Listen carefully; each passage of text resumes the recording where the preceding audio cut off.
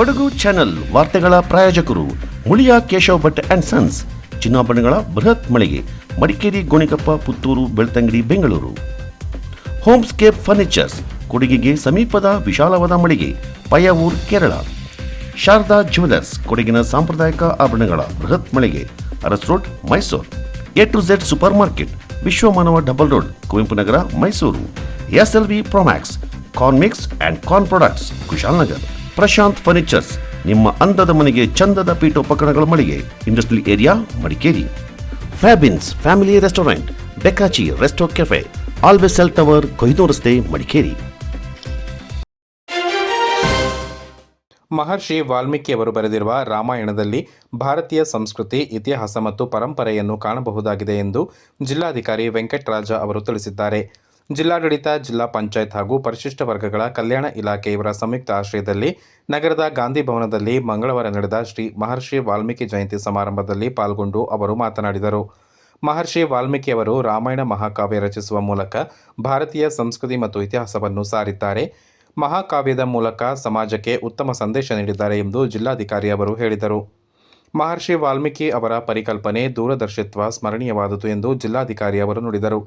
ಆಧುನಿಕತೆ ಬೆಳೆದಂತೆ ಭಾರತೀಯ ಹಿಂದಿನ ಇತಿಹಾಸ ಮತ್ತು ಸಂಸ್ಕೃತಿಯನ್ನು ಮರೆಯಬಾರದು. ವಾಲ್ಮೀಕಿ ರಾಮಾಯಣದ ಬಗ್ಗೆ ಅಂತರ್ಜಾಲದಲ್ಲಿ ಸಾಕಷ್ಟು ಮಾಹಿತಿ ದೊರೆಯಲಿದ್ದು, ಪ್ರತಿಯೊಬ್ಬರೂ ಅಧ್ಯಯನ ಮಾಡುವಂತಾಗಬೇಕೆಂದು ವೆಂಕಟರಾಜ ಅವರು ವಿವರಿಸಿದರು. ವಿದ್ಯಾರ್ಥಿಗಳು ಅಧ್ಯಯನ ಕಡೆಗೆ ಹೆಚ್ಚು ಗಮನ ನೀಡಬೇಕು. ನಾಗರಿಕ ಸೇವೆಯ ಹುದ್ದೆ ಪಡೆಯಲು ಶ್ರಮಿಸಬೇಕು. ರಾಷ್ಟ್ರದ ಯಾವುದೇ ಭಾಗದಲ್ಲಿ ಕರ್ತವ್ಯ ನಿರ್ವಹಿಸಲು ಸಿದ್ಧರಿರಬೇಕು ಎಂದು ಸಲಹೆ ನೀಡಿದರು. ವಿದ್ಯಾರ್ಥಿಗಳು ಸೇನೆ, ವೈದ್ಯಕೀಯ, ಇಂಜಿನಿಯರಿಂಗ್, ವಕೀಲರು, ಪತ್ರಕರ್ತರು ಹಾಗೆ ರಾಷ್ಟ್ರ ಮತ್ತು ಅಂತಾರಾಷ್ಟ್ರೀಯ ಮಟ್ಟದಲ್ಲಿ ಕ್ರೀಡಾ ಕ್ಷೇತ್ರದಲ್ಲಿ ಸಾಧನೆ ಮಾಡಬಹುದಾಗಿದೆ ಎಂದರು. ಗ್ಯಾರಂಟಿ ಯೋಜನೆಗಳ ಅನುಷ್ಠಾನ ಸಮಿತಿ ಜಿಲ್ಲಾಧ್ಯಕ್ಷರಾದ ಧರ್ಮಜ ಉತ್ತಪ್ಪ ಮಾತನಾಡಿ, ವಾಲ್ಮೀಕಿ ರಾಮಾಯಣವನ್ನು ಪ್ರತಿಯೊಬ್ಬರು ಅಧ್ಯಯನ ಮಾಡುವಂತಾಗಬೇಕು ಎಂದರು. ಮಹರ್ಷಿ ವಾಲ್ಮೀಕಿ ಅವರು ರಾಮಾಯಣ ಬರೆಯುವ ಮೂಲಕ ಇಡೀ ಭಾರತೀಯ ಸಮಾಜಕ್ಕೆ ಉತ್ತಮ ಸಂದೇಶ ನೀಡಿದ್ದಾರೆ. ಆ ನಿಟ್ಟಿನಲ್ಲಿ ಮಹರ್ಷಿ ವಾಲ್ಮೀಕಿ ಅವರನ್ನು ಸದಾ ಸ್ಮರಿಸುವಂತಾಗಬೇಕೆಂದು ಧರ್ಮಜ ಉತ್ತಪ್ಪ ಅವರು ನುಡಿದರು. ಮಹರ್ಷಿ ವಾಲ್ಮೀಕಿ ಸೇರಿದಂತೆ ಹಲವು ಮಹಾನ್ ಸಾಧಕರು ಹಾಕಿಕೊಟ್ಟಿರುವ ಹೆಜ್ಜೆ ಗುರುತಿನಂತೆ ನಡೆಯಬೇಕು ಎಂದು ಅವರು ತಿಳಿಸಿದರು. ಚಿಕ್ಕಬಳ್ಳಾಪುರದ ಕೊಡಗು ವಿಶ್ವವಿದ್ಯಾಲಯದ ಕನ್ನಡ ಉಪನ್ಯಾಸಕರಾದ ಡಾಕ್ಟರ್ ಜಮೀರ್ ಅಹಮದ್ ಅವರು ಮಾತನಾಡಿ, ವಾಲ್ಮೀಕಿ ಅವರು ಬೇಡ ಸಮಾಜದಲ್ಲಿ ಹುಟ್ಟಿ ರಾಮಾಯಣ ಬರೆಯುವ ಮೂಲಕ ಇಡೀ ವಿಶ್ವಕ್ಕೆ ಸಮಾಜದಲ್ಲಿನ ಬದುಕಿನ ಬಗ್ಗೆ ವಿವರಿಸಿದ್ದಾರೆ ಎಂದರು. ಮಹರ್ಷಿ ವಾಲ್ಮೀಕಿಯವರು ಕ್ರಿಸ್ತಪೂರ್ವದಲ್ಲಿಯೇ ಒಳ್ಳೆಯ ನಾಗರಿಕ ಸಮಾಜ ನಿರ್ಮಾಣಕ್ಕೆ ಶ್ರಮಿಸಿದ್ದಾರೆ. ಮಹಾನ್ ಮೇಧಾವಿಯಾಗಿದ್ದ ಮಹರ್ಷಿ ವಾಲ್ಮೀಕಿಯವರು ಇಡೀ ಮಾನವ ಸಮಾಜಕ್ಕೆ ಸಂಸ್ಕಾರ ಕಲಿಸಿದ್ದಾರೆ ಎಂದರು. ಮಹರ್ಷಿ ವಾಲ್ಮೀಕಿಯವರು ಎಲ್ಲರ ಸರ್ವಶ್ರೇಷ್ಠ ಮುನಿ ಎಂದರೆ ತಪ್ಪಾಗಲಾರದು ಎಂದು ತಿಳಿಸಿದರು. ರಾಮಾಯಣವು ರಾಷ್ಟ್ರದ ಪೌರಾಣಿಕ ಇತಿಹಾಸ ಹೊಂದಿದೆ. ರಾಷ್ಟ್ರ ಪ್ರೇಮ ಹಾಗೂ ದೇಶಭಕ್ತಿ ಒಳಗೊಂಡಿದೆ.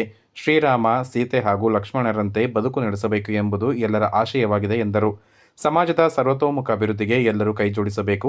ಶಿಕ್ಷಣದ ಮೂಲಕ ವಿಮೋಚನೆ ಪಡೆಯಬೇಕು. ಸಾಮಾಜಿಕ ಕ್ಷೇತ್ರದಲ್ಲಿ ಬದಲಾವಣೆ ಕಾಣಬೇಕು ಎಂದು ಜಮೀರ್ ಅಹಮದ್ ಅವರು ವಿವರಿಸಿದರು. ಬಹಳಷ್ಟು ವಿಚಾರಗಳನ್ನು ಕೇಳಿ ತಿಳ್ಕೊಂಡದ್ದನ್ನೇ ಪ್ರಚಾರ ಮಾಡೋದು ಬಯಸ್ತಾ ಇರ್ತೀವಿ. ಅದರ ಬಗೆಗೆ ಅಧ್ಯಯನ ಮಾಡಿದಾಗಲೇ ಬಹಳಷ್ಟು ವಿಚಾರಗಳು ತಿಳಿಯೋದು. ವಾಸ್ತವವಾಗಿ ಶ್ರೀ ಮಹರ್ಷಿ ವಾಲ್ಮೀಕಿಯವರು ಯಾರು, ಏನಾಗಿದ್ದರು, ಮತ್ತು ತದನಂತರದ ದಿನಗಳಲ್ಲಿ ಅವರು ಏನಾದರು, ಮತ್ತು ಆ ವಾಲ್ಮೀಕಿ ಸಮುದಾಯ ಹೇಗೆ ಬೆಳೆದು ಬಂತು, ವರ್ತಮಾನದ ಅವರ ಸ್ಥಿತಿಗತಿಗಳೇನು, ಹಾಗೆ ನೋಡೋದಾದರೆ ಪುರಾಣದ ಹಿನ್ನೆಲೆ, ಜಾನಪದ ಹಿನ್ನೆಲೆ, ಐತಿಹಾಸಿಕ ಹಿನ್ನೆಲೆ, ಸಾಂಸ್ಕೃತಿಕ ಹಿನ್ನೆಲೆ, ಹೀಗೆ ಸಾಮಾಜಿಕ ಹಿನ್ನೆಲೆ, ಒಟ್ಟಾರೆ ಹಿನ್ನೆಲೆಯಲ್ಲಿ ತೆಗೆದುಕೊಂಡಾಗ ಇಡೀ ವಾಲ್ಮೀಕಿ ಸಮುದಾಯ ವಿಶಿಷ್ಟ ಸಮುದಾಯವಾಗಿ ಕಂಡುಬರುತ್ತೆ. ಇಡೀ ದೇಶದ ಬೇರೆ ಬೇರೆ ಮೂಲೆಗಳಲ್ಲಿ ಅಥವಾ ಇಡೀ ದೇಶದಲ್ಲಿ ವ್ಯಾಪಿಸಿಕೊಂಡಿರ್ತಕ್ಕಂಥ ಸಮುದಾಯಗಳಲ್ಲಿ ವಾಲ್ಮೀಕಿ ಸಮುದಾಯ ಕೂಡ ಒಂದು. ತಮ್ಮೆಲ್ಲರಿಗೂ ತಿಳಿದಿರಲಿ, ನಾಡಿನಲ್ಲಿ ಆಳ್ವಿಕೆ ನಡೆಸಿದಂತಹ 72 ಸಂಸ್ಥಾನಗಳನ್ನು ಕಟ್ಟಿದಂತಹ ಕೀರ್ತಿ ವಾಲ್ಮೀಕಿ ಸಮುದಾಯಕ್ಕೆ ಸಲ್ಲುತ್ತೆ ಎನ್ನುವ ಇತಿಹಾಸ ದಾಖಲೆ ಇದೆ. ಅಷ್ಟೇ ಅಲ್ಲ, ಕೋಟೆ ಕೊತ್ತಲಗಳನ್ನು, ಕೆರೆ ಕಟ್ಟೆಗಳನ್ನು, ಕಾಲುವೆಗಳನ್ನು ನಿರ್ಮಾಣ ಮಾಡಿದಂತಹ ಯಾವುದಾದ್ರೂ ಸಮುದಾಯ ಇದ್ದರೆ ಅದು ವಾಲ್ಮೀಕಿ ಸಮುದಾಯ. ಅಷ್ಟಕ್ಕೆ ಸೀಮಿತ ಅಲ್ಲ, ಬಹಳಷ್ಟು ರಾಜರುಗಳಿಗೆ ತಮ್ಮ ರಾಜ್ಯವನ್ನು ಸುಭಿಕ್ಷವಾಗಿಡಲಿಕ್ಕೆ, ಶತ್ರುಗಳ ಜೊತೆಗೆ ಹೋರಾಟ ಮಾಡೋದಕ್ಕೆ ಮುಂಚೂಣಿಯಲ್ಲಿ ಹೋರಾಟ ಮಾಡಿ ಆ ರಾಜರುಗಳನ್ನು ಕಾಪಾಡಿಕೊಟ್ಟಂತಹ ಹಿರಿಮೆ ಅಥವಾ ಶ್ರೇಯಸ್ಸು ಯಾರಿಗಾದರೂ ಸಲ್ಲಿದ್ರೆ ಅದು ವಾಲ್ಮೀಕಿ ಸಮುದಾಯಕ್ಕೆ ಸಲ್ಲುತ್ತೆ. ಭಾರತ ಸುಪ್ರೀಂ ಕೋರ್ಟ್ ಮುಖ್ಯ ನ್ಯಾಯಮೂರ್ತಿ BR ಗವಾಯ್ ಅವರ ಮೇಲೆ ಶೂ ಎಸೆದ ಪ್ರಕರಣ ಸಂವಿಧಾನ ವಿರೋಧಿ ಪ್ರಕರಣವಾಗಿದ್ದು, ಆರೋಪಿ ವಿರುದ್ಧ ದೇಶದ್ರೋಹ ಪ್ರಕರಣ ದಾಖಲಿಸಬೇಕು ಎಂದು ಕೊಡಗು ಜಿಲ್ಲಾ ದಲಿತ ಹಿತರಕ್ಷಣಾ ಒಕ್ಕೂಟ ಆಗ್ರಹಿಸಿದೆ. ಆರೋಪಿ ವಿರುದ್ಧ ಕಠಿಣ ಕ್ರಮ ಕೈಗೊಳ್ಳುವಂತೆ ಒತ್ತಾಯಿಸಿ ಅಕ್ಟೋಬರ್ 10ರಂದು ಪಟ್ಟಣದ ಪುಟ್ಟಪ್ಪ ವೃತ್ತದಲ್ಲಿ ಮಾನವ ಸರಪಳಿ ನಿರ್ಮಿಸಿ ಪ್ರತಿಭಟಿಸಲಾಗುವುದು. ಪ್ರತಿಭಟನೆಯಲ್ಲಿ ಪ್ರಗತಿಪರ ಚಿಂತಕರು, ದಲಿತ ಪರ ಹೋರಾಟಗಾರರು ಭಾಗವಹಿಸಲಿದ್ದಾರೆ ಎಂದು ಮಂಗಳವಾರ ಪತ್ರಿಕಾಗೋಷ್ಠಿಯಲ್ಲಿ ಒಕ್ಕೂಟದ ಗೌರವ ಅಧ್ಯಕ್ಷ ಜಯಪ್ಪ ಹಾನಗಲ್ ತಿಳಿಸಿದರು. ನ್ಯಾಯಾಲಯದಲ್ಲಿ ವಿಚಾರಣೆ ನಡೆಯುತ್ತಿದ್ದ ಸಮಯದಲ್ಲಿ ನ್ಯಾಯವಾದಿ ರಾಕೇಶ್ ಕಿಶೋರ್ ಎಂಬ ವ್ಯಕ್ತಿ ಸನಾತನ ಧರ್ಮಕ್ಕೆ ಅವಹೇಳನವಾಗುವುದನ್ನು ಸಹಿಸುವುದಿಲ್ಲ ಎಂಬುದಾಗಿ ಹೇಳಿ ಶೂ ಎಸೆದಿರುವುದು ಸಂವಿಧಾನ ವಿರೋಧಿ ಕ್ರಮವಾಗಿದೆ. ಕಾನೂನು ತಿಳಿದಿರುವ ವ್ಯಕ್ತಿ ಸಂವಿಧಾನವನ್ನು ಗೌರವಿಸಬೇಕೆಂಬ ಪರಿಜ್ಞಾನವಿಲ್ಲದಿರುವುದು ಖಂಡನೀಯ. ಇವರ ಹಿಂದಿನ ಸನಾತನ ಸಿದ್ಧಾಂತವೇ ಈ ರೀತಿ ವರ್ತಿಸುವಂತೆ ಮಾಡಿದೆ ಎಂದು ಹೇಳಿದರು. ಸೋಮಪೇಟೆಯ ಪುಟ್ಟಪ್ಪ ವೃತ್ತದಲ್ಲಿ ಮಾನವ ಸರಪಳಿ ರಚಿಸಿ ಪ್ರತಿಭಟಿಸುವುದರೊಂದಿಗೆ ಕಾನೂನಿನ ಕ್ರಮ ಕೈಗೊಳ್ಳುವಂತೆ ಒತ್ತಾಯಿಸಿ ತಹಸೀಲ್ದಾರರ ಮುಖಾಂತರ ಕೇಂದ್ರ ಸರ್ಕಾರಕ್ಕೆ ಮನವಿಯನ್ನು ಸಲ್ಲಿಸುತ್ತೇವೆ. ಈ ವಿಚಾರವನ್ನು ಪತ್ರಿಕೆಗಳಲ್ಲಿ ಪ್ರಕಟಿಸಬೇಕೆಂದು ಈ ಮೂಲಕ ವಿನಂತಿಸುತ್ತೇವೆ. ಹಾಗೆಯೇ ಈ ಕಾರ್ಯಕ್ರಮದಲ್ಲಿ ಎಲ್ಲ ಪ್ರಗತಿ 25ರಂದು ಭಾರತದ ಸರ್ವೋಚ್ಚ ನ್ಯಾಯಾಲಯದ ಮುಖ್ಯ ನ್ಯಾಯಮೂರ್ತಿ BR ಗವಾಯಿ ಅವರ ಮೇಲೆ ರಾಕೇಶ್ ಕಿಶೋರ್, ಇನ್ನೊಂದು ಪತ್ರಿಕೆಯಲ್ಲಿ ರೋಹಿತ್ ಪಾಂಡೆ ಅಂತಿದೆ ಎಂಬ ವಕೀಲರು ಎಸೆದ ಪ್ರಕರಣವನ್ನು ಈ ಮೂಲಕ ತೀವ್ರವಾಗಿ ಖಂಡಿಸುತ್ತೇವೆ. ನ್ಯಾಯಾಲಯದಲ್ಲಿ ವಿಚಾರಣೆ ನಡೆಯುತ್ತಿದ್ದ ಸಮಯದಲ್ಲಿ ಆ ವ್ಯಕ್ತಿ ಸನಾತನ ಧರ್ಮಕ್ಕೆ ಅವಹೇಳನವಾಗುವುದನ್ನು ನಾನು ಸಹಿಸುವುದಿಲ್ಲ ಎಂಬುದಾಗಿ ಹೇಳಿ ಈ ರೀತಿ ಎಸೆಯುವ ಕೆಲಸ ಮಾಡಿರುವುದು ಸಂವಿಧಾನ ವಿರೋಧಿ ಪ್ರಕರಣವೆನ್ನಬಹುದು. ಸಂವಿಧಾನ ವಿರೋಧಿಸುವುದು ನಿಜಕ್ಕೂ ದೇಶದ್ರೋಹದ ಪ್ರಕರಣವಾಗಿದೆ. ಈ ಪ್ರಕರಣದಲ್ಲಿ ಅವರು ತಮ್ಮ ವಾದವನ್ನು ಮಂಡಿಸಲು ಅವಕಾಶವಿತ್ತು. ಆದರೆ ಕಾನೂನು ತಿಳಿದಿರುವ ಮತ್ತು ಸಂವಿಧಾನವನ್ನು ಗೌರವಿಸಬೇಕೆಂಬ ಪರಿಜ್ಞಾನವಿರುವ ವ್ಯಕ್ತಿಯೇ ಈ ರೀತಿ ವರ್ತಿಸಿರುವುದು ನಿಜಕ್ಕೂ ನೋವಿನ ವಿಚಾರ. ಪ್ರಜಾಪ್ರಭುತ್ವ ವ್ಯವಸ್ಥೆಯನ್ನು ಧಿಕ್ಕರಿಸುವ ಆತನ ನಡವಳಿಕೆ ವ್ಯಕ್ತಿಗತವಾದುದಲ್ಲ. ಇವರ ಹಿಂದಿನ ಸನಾತನ ಸಿದ್ಧಾಂತವೇ ಈ ರೀತಿ ವರ್ತಿಸುವಂತೆ ಮಾಡಿದೆ. ಆದುದರಿಂದ ಇವರ ಮೇಲೆ ದೇಶದ್ರೋಹದ ಕಾನೂನಿನಂತೆ ಕ್ರಮ ಕೈಗೊಳ್ಳಬೇಕೆಂದು ಈ ಮೂಲಕ ಒತ್ತಾಯಿಸುತ್ತೇವೆ. ಈ ವಿಚಾರವಾಗಿ ದಿನಾಂಕ 10/10 ಒಕ್ಕೂಟದ ಅಧ್ಯಕ್ಷ DS ನಿರ್ವಾಣಪ್ಪ ಮಾತನಾಡಿ, ಶೂ ಎಸೆತ ಕೃತ್ಯವನ್ನು ಪ್ರಧಾನಿ ನರೇಂದ್ರ ಮೋದಿ ಅವರೇ ಖಂಡಿಸಿದ್ದಾರೆ. ಆರೋಪಿ ರಾಕೇಶ್ ಕಿಶೋರ್ ವಿರುದ್ಧ ಕಠಿಣ ಕ್ರಮವಾಗಬೇಕು. ಸಂವಿಧಾನ ವಿರೋಧಿಗಳಿಗೆ ಕಾನೂನಿನ ಮೂಲಕವೇ ತಕ್ಕ ಪಾಠ ಕಲಿಸಬೇಕು. ಆರೋಪಿಯ ವಿರುದ್ಧ ದೇಶದ್ರೋಹದ ಪ್ರಕರಣ ದಾಖಲಿಸುವ ತನಕ ಮುಂದಿನ ದಿನಗಳಲ್ಲಿ ದೊಡ್ಡ ಮಟ್ಟದ ಹೋರಾಟವನ್ನು ರೂಪಿಸಲಾಗುವುದು. ಮೊದಲು ಅಕ್ಟೋಬರ್ 10ರಂದು ಪುಟ್ಟಪ್ಪ ವೃತ್ತದಲ್ಲಿ ಮಾನವ ಸರಪಳಿ ಮಾಡಿದ ನಂತರ ತಹಶೀಲ್ದಾರ್ ಮೂಲಕ ಕೇಂದ್ರ ಸರ್ಕಾರಕ್ಕೆ ಮನವಿ ಪತ್ರ ಸಲ್ಲಿಸಲಾಗುವುದು ಎಂದು ಅವರು ತಿಳಿಸಿದರು. ಎಲ್ಲ ಕಡೆ ಪ್ರತಿಭಟನೆಗಳು ನಡೆದಿದ್ದಾವೆ, ಬಂದಿನ ಮೆರವಣಿಗೆ ನಡೆದಿದ್ದಾವೆ. ಅದನ್ನು ಖಂಡಿಸಿ ಸುಮಾರು ಕಡೆ ಕಾರ್ಯಕ್ರಮಗಳು ನಡೆದಿವೆ. ನೀವು ನೋಡಿದ್ವಿ, ಪತ್ರಿಕೆಗಳು ಮೈಸೂರು ಮತ್ತು ಬೇರೆ ಬೇರೆ ಕಡೆ ಪ್ರತಿಭಟನೆಗಳು ನಡೆದಿದ್ದಾವೆ. ನಾವು ನಿನ್ನೆ ತಕ್ಷಣ ಮಾಡಲಿಕ್ಕೆ ಆಗಿಲ್ಲ. ನಾವು ಇವತ್ತು ಸೇರ್ಕೊಂಡು ಮಾತಾಡ್ಕೊಂಡು ನಾವು ಶುಕ್ರವಾರ ಮಾಡಬೇಕು ಅಂತ ಅಂದ್ಕೊಂಡಿದ್ವಿ. ಇವತ್ತು ಘಟನೆಯನ್ನ ಅವರು ದೊಡ್ಡ ಗುಣದಿಂದ ಹೇಳಿರ್ಬೋದು, ಆದರೆ ಆ ಅನ್ಯಾಯನ ಖಂಡಿಸಬೇಕಾಗಿತ್ತು. ನಾಗರಿಕರಾದಂಥ ಸಂವಿಧಾನಬದ್ಧವಾಗಿ ನಾವು ಆ ಸಂವಿಧಾನದ ಅಡಿಯಲ್ಲಿ ನಾವು ಬರ್ತಿರ್ತಕ್ಕಂಥ ನಮ್ಮೆಲ್ಲರಿಗೂ ನಮ್ಮ ಹಕ್ಕು ಅದು ಅವ್ರು ಹೇಗೆ ಮಾಡಬೇಕು ಅನ್ನೋದೇನಿಲ್ಲ. ಅನ್ಯಾಯನ ಖಂಡಿಸೋಕೆ ಯಾರಾದ್ರೂ ಏನಾಗುತ್ತೆ, ಎಲ್ಲಾದ್ರೂ ಏನಾಗುತ್ತೆ. ಅಲ್ಲ, ಖಂಡನೆ ವಿಷಯ ಅಲ್ಲ, ಖಂಡನೆ ಪ್ರತಿಭಟನೆ ಸೆಕೆಂಡರಿ. ಬಟ್ ಈಗ ಕ್ರಮ ತಗೊಳ್ಬೇಡಿ ಅಂತ ಅವರೇ ಮನವಿ ಮಾಡಿದ್ದಾರೆ. ಇಲ್ಲ, ನಾವು ಕೂಡ ಇದನ್ನು ಖಂಡಿಸಿದ್ದಾರೆ. ನಮ್ಮ ನರೇಂದ್ರ ಮೋದಿ ಅವರು ಕೂಡ ಇದೊಂದು ಹೇಗೆ ಅಂತ ಹೇಳಿದ್ದಾರೆ. ಹಾಗೆ ದೇಶದಲ್ಲಿ ಎಲ್ಲ ಪ್ರಗತಿಪರ ಸಂಘಟನೆಗಳು ಮತ್ತು ಜನಪರ ಸಂಘಟನೆಗಳು ಮತ್ತು ರಾಜ್ಯ ಪರ ಮತ್ತು ವಿರೋಧವಾಗಿ ಮಾತಾಡಿದ್ದಾರೆ. ಜೊತೆಗೆ ನಾವು ಇದನ್ನು ತೀವ್ರವಾಗಿ ಖಂಡಿಸ್ತೀವಿ. ಇದು ನ್ಯಾಯಾಲಯದಲ್ಲಿ ಇರ್ತಕ್ಕಂಥ ಒಬ್ಬ ಜಡ್ಜಿಗೆ ರಕ್ಷಣೆ ಸಿಗಲಿಲ್ಲ ಅಂತ ಆದಮೇಲೆ ಜನಸಾಮಾನ್ಯರ ಪರಿಸ್ಥಿತಿ ಏನು ಅಂತ ನಾವು ಯೋಚನೆ ಮಾಡಬೇಕಾಗುತ್ತೆ. ಅದರಿಂದ ಕೊಡಗು ಜಿಲ್ಲಾ ಮಟ್ಟದಲ್ಲಿ ನಾವು ಇದನ್ನು ಮತ್ತಷ್ಟು ವಿಸ್ತರಿಸ್ತೀವಿ. ಪ್ರತಿಭಟನೆ ಮಾಡಿ ನಾವು ಸುಮ್ಮನೆ ಇರಲ್ಲ, ಮತ್ತಷ್ಟು ವಿಸ್ತರಿಸ್ತೀವಿ. ಇದನ್ನು ಜನಸಾಮಾನ್ಯರ ಬಗ್ಗೆ ಈ ಒಂದು ಕೃತ್ಯವನ್ನು ಪ್ರಚಾರ ಮಾಡ್ತೀವಿ ಅಂತ ಹೇಳಕ್ಕೆ ಇಷ್ಟ. ಗೋಷ್ಠಿಯಲ್ಲಿ ಒಕ್ಕೂಟದ ಕಾರ್ಯದರ್ಶಿ BE ಜಯೇಂದ್ರ, ಸಹ ಕಾರ್ಯದರ್ಶಿ ಮಹೇಶ್, ಪದಾಧಿಕಾರಿ ಈರಪ್ಪ ಉಪಸ್ಥಿತರಿದ್ದರು. ದಿಡ್ಡಳ್ಳಿ ಹೋರಾಟಗಾರ್ತಿ ವಿರಾಜಪೇಟೆ ತಾಲೂಕಿನ ಚೆನ್ನಯ್ಯನಕೋಟೆ ಬಳಿಯ ದಿಡ್ಡಳ್ಳಿ ಗ್ರಾಮದ JK ಮುತ್ತಮ್ಮ ಅವರಿಗೆ ರಾಜ್ಯ ಮಟ್ಟದ ವಾಲ್ಮೀಕಿ ಪ್ರಶಸ್ತಿ ಲಭಿಸಿದೆ. ಪರಿಶಿಷ್ಟ ಪಂಗಡಗಳ ಕಲ್ಯಾಣ ಇಲಾಖೆ ವತಿಯಿಂದ ವಿಧಾನಸೌಧದ ಬ್ಯಾಂಕ್ವೆಟ್ ಹಾಲ್ನಲ್ಲಿ ಆಯೋಜಿಸಲಾಗಿದ್ದ ಶ್ರೀ ಮಹರ್ಷಿ ವಾಲ್ಮೀಕಿ ಜಯಂತಿ ಹಾಗೂ ಶ್ರೀ ಮಹರ್ಷಿ ವಾಲ್ಮೀಕಿ ಪ್ರಶಸ್ತಿ ಪ್ರದಾನ ಸಮಾರಂಭದಲ್ಲಿ ಜೆಕೆ ಮುತ್ತಮ್ಮ ಅವರಿಗೆ ಮುಖ್ಯಮಂತ್ರಿ ಸಿದ್ದರಾಮಯ್ಯ ಹಾಗೂ ಗಣ್ಯರು ಪ್ರಶಸ್ತಿ ಪ್ರದಾನ ಮಾಡಿದರು. ಈ ಸಂದರ್ಭ ಮುಖ್ಯಮಂತ್ರಿಗಳ ಕಾನೂನು ಸಲಹೆಗಾರರು ಹಾಗೂ ವಿರಾಜಪೇಟೆ ಕ್ಷೇತ್ರದ ಶಾಸಕ ಎಎಸ್ ಪೊನ್ನಣ್ಣ ಅವರು ಅಭಿನಂದಿಸಿದರು. ಕರ್ನಾಟಕ ರಾಜ್ಯ ಘನ ಸರ್ಕಾರದ ಮಹತ್ವಾಕಾಂಕ್ಷೆಯ ಸಾಮಾಜಿಕ ಮತ್ತು ಶೈಕ್ಷಣಿಕ ಸಮೀಕ್ಷೆಯ ಪ್ರಗತಿ ಪರಿಶೀಲನೆ ಸಭೆ ಮಂಗಳವಾರ ವಿಧಾನಸೌಧ ಸಭಾಂಗಣದಲ್ಲಿ ನಡೆಯಿತು. ಮಾನ್ಯ ಮುಖ್ಯಮಂತ್ರಿಗಳಾದ ಸಿದ್ದರಾಮಯ್ಯ ಅವರ ಅಧ್ಯಕ್ಷತೆಯಲ್ಲಿ ಹಾಗೂ ಮಾನ್ಯ ಉಪಮುಖ್ಯಮಂತ್ರಿಗಳಾದ ಡಿಕೆ ಶಿವಕುಮಾರ್ ಅವರ ಉಪಸ್ಥಿತಿಯಲ್ಲಿ ನಡೆದ ಈ ಸಭೆಯಲ್ಲಿ ಮಾನ್ಯ ಮುಖ್ಯಮಂತ್ರಿಗಳ ಕಾನೂನು ಸಲಹೆಗಾರರು ಹಾಗೂ ವಿರಾಜಪೇಟೆ ವಿಧಾನಸಭಾ ಕ್ಷೇತ್ರದ ಶಾಸಕರಾದ ಅಜ್ಜಿಗುಟ್ಟಿರ ಎಸ್ ಪೊನ್ನಣ್ಣ ಅವರು, ಸರ್ಕಾರದ ಅಧೀನ ಕಾರ್ಯದರ್ಶಿಗಳು, ಹಿಂದುಳಿದ ವರ್ಗಗಳ ಅಧ್ಯಕ್ಷರು, ಇಲಾಖೆಯ ಅಧಿಕಾರಿಗಳು ಹಾಗೂ ಪ್ರಮುಖರು ಉಪಸ್ಥಿತರಿದ್ದರು. ನಾಪಕ್ಲು ಬ್ಲಾಕ್ ಕಾಂಗ್ರೆಸ್ ಅಧ್ಯಕ್ಷರು ಮತ್ತು ಅವರ ಪುತ್ರರು ತನ್ನ ಕೊಲೆಗೆ ಯತ್ನಿಸಿದ್ದಲ್ಲದೆ ಪೊಲೀಸ್ ಇಲಾಖೆಯಲ್ಲಿ ಸುಳ್ಳು ಪ್ರಕರಣ ದಾಖಲಿಸಿ ಕಿರುಕುಳ ನೀಡ್ತಾ ಇದ್ದಾರೆ. ಈ ಸಂಬಂಧ ಜಿಲ್ಲಾ ಪೊಲೀಸ್ ವರಿಷ್ಠಾಧಿಕಾರಿಗಳಿಗೆ ದೂರು ನೀಡಲಾಗುವುದೆಂದು ನಾಪಕ್ಲು ನಿವಾಸಿ ಕೆ ಶರೀಫ್ ಹೇಳಿದ್ದಾರೆ. ಮಡಿಕೇರಿಯಲ್ಲಿ ನಡೆದ ಸುದ್ದಿಗೋಷ್ಠಿಯಲ್ಲಿ ಮಾತನಾಡಿದ ಅವರು, ಸೆಪ್ಟೆಂಬರ್ 23ರಂದು ಬೇತು ಗ್ರಾಮದ ನಿವಾಸಿ ಹಮೀದ್ ಅವರೊಂದಿಗೆ ಕಾರಿನಲ್ಲಿ ತೆರಳಲು ನಾಪಕ್ಲುವಿಗೆ ಬರುವ ಸಂದರ್ಭ ಬ್ಲಾಕ್ ಕಾಂಗ್ರೆಸ್ ಅಧ್ಯಕ್ಷರ ಪುತ್ರರು ಕಾರಿನಲ್ಲಿ ಆಗಮಿಸಿ ಹಳೆ ದ್ವೇಷದಿಂದ ಹಲ್ಲೆ ಮಾಡಿದ್ದಾರೆಂದು ಶರೀಫ್ ಆರೋಪಿಸಿದ್ದಾರೆ. ಹಲ್ಲೆಗೆ ಒಳಗಾದ ಹಮೀದ್ ಅವರನ್ನ ಮಡಿಕೇರಿ ಆಸ್ಪತ್ರೆಗೆ ಕರೆದೊಯ್ದು ಹಿಂತಿರುಗಿ ತಾನು ದ್ವಿಚಕ್ರ ವಾಹನದಲ್ಲಿ ಅಕ್ಕಿ ತೆಗೆದುಕೊಂಡು ಮಗಳನ್ನು ಕರೆದೊಯ್ಯಲು ಬರ್ತಾ ಇದ್ದ ಸಂದರ್ಭ ಸ್ಕೂಟಿಗೆ ಡಿಕ್ಕಿ ಪಡಿಸಿದ್ದಾರೆ. ಅಲ್ಲದೆ ತನ್ನ ಮೇಲೆ ಮಾರಣಾಂತಿಕವಾಗಿ ಹಲ್ಲೆ ಮಾಡಿದ್ದಾರೆಂದು ಆರೋಪಿಸಿರುವ ಅವರು, ತಡೆಯಲು ಬಂದ ತನ್ನ ಮಗಳ ಮೇಲೆ ಹಲ್ಲೆ ನಡೆಸಿದ್ದಾರೆ. ಈ ಸಂದರ್ಭ ಚೀರಿಕೊಂಡ ಪರಿಣಾಮ ಸ್ಥಳದಿಂದ ಪರಾರಿಯಾಗಿದ್ದಾರೆ ಮತ್ತು ಪೊಲೀಸ್ ಇಲಾಖೆಯಲ್ಲಿ ಸುಳ್ಳು ಪ್ರಕರಣ ದಾಖಲಿಸಿ ಕಿರುಕುಳ ನೀಡ್ತಾ ಇದ್ದಾರೆ. ಈ ಸಂಬಂಧ ಜಿಲ್ಲಾ ಪೊಲೀಸ್ ವರಿಷ್ಠಾಧಿಕಾರಿಗಳಿಗೆ ದೂರು ನೀಡಿ ನ್ಯಾಯಕ್ಕೆ ಒತ್ತಾಯಿಸಲಾಗುವುದೆಂದರು. ಈ ಘಟನೆಗಳಿಂದ ನಿರಂತರ ಕಿರುಕುಳವಾಗ್ತಾ ಇದ್ದು ಪದೇ ಪದೇ ಠಾಣೆ ಮೆಟ್ಟಿಲು ಏರುವಂತಾಗಿದೆ. ವಿದ್ಯಾಭ್ಯಾಸ ಮಾಡ್ತಾ ಇರುವ ಹೆಣ್ಣು ಮಗುವನ್ನು ಪದೇ ಪದೇ ಠಾಣೆಗೆ ಸಾಕ್ಷಿ ಹೇಳಲು ಬರಲು ಹೇಳ್ತಾ ಇದ್ದಾರೆ. ಹಲ್ಲೆ ಮಾಡಿದವರ ವಿರುದ್ಧ ಕ್ರಮ ಕೈಗೊಳ್ಳಬೇಕಾದ ಪೊಲೀಸ್ ಇಲಾಖೆ ಇಂದು ಉಳ್ಳವರ ಪರವಾಗಿದೆ. ಪ್ರಕರಣವನ್ನೇ ತಿರುಚಿ ನಮ್ಮ ವಿರುದ್ಧವೇ ಪಿತೂರಿ ನಡೆಸ್ತಾ ಇದ್ದಾರೆಂದು ಆರೋಪಿಸಿದರು. 4 ಜನ ಹಲ್ಲೆ ಮಾಡಿದ್ದರಿಂದ ಸುಳ್ಳು ದೂರು ನೀಡಿ ನಾನು ಮತ್ತೆ ಇತರ 3 ಜನರ ವಿರುದ್ಧ ನಾಲ್ಕು ಠಾಣೆಯಲ್ಲಿ ಪ್ರಕರಣ ದಾಖಲಾಗಿರುತ್ತದೆ. ಅದಾದ ಮೇಲೆ 25 ನನ್ನ ಮಗಳಿಗೆ ಹಲ್ಲೆ ಆಗಿದ್ದ ಮಗಳು ಮತ್ತೆ